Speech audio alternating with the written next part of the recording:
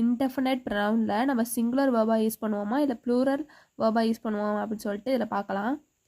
Indefinite pronoun everyone, everybody, everything, someone, somebody, something, no one, nobody, nothing, anyone, anybody, anything.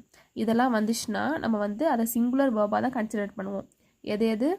Every one, everybody, everything, someone, somebody, something, no one, nobody, nothing, anyone, anybody, anything. இதுக்கு example பார்க்கலாம். Everyone was present at the party. இதில் வந்து every ஒன்ங்கிறது singular subject, அதனால் இங்கே வாஸ்ங்கிறது வேர்பை குறிக்குதா, அதனால தான் singular வேர்பை use பண்ணியிருக்கோம். Every one accept me was present at the party. என்னை தவிர பாக்கி எல்லாருமே வந்து அந்த பார்ட்டியில் ப்ரெசென்ட் ஆகிருந்தாங்க அப்படின்னு சொல்கிறாங்க. இதில் இந்த எவ்ரி ஒன்ங்கிறது வந்து சப்ஜெக்டாக இருக்குது. எக்ஸப்ட் வந்து ப்ரிப்போசிஷன், மீ வந்து ப்ரிப்போசிஷனல் ஆப்ஜெக்டாக இருக்குது. இதில் வந்து எவ்ரி ஒன் தான் சப்ஜெக்ட், இது வந்து சிங்குலர் சப்ஜெக்டாக இருக்கிறதுனால நம்ம வேர்பும் சிங்குலர் வேர்பாக யூஸ் பண்ணியிருக்கோம்.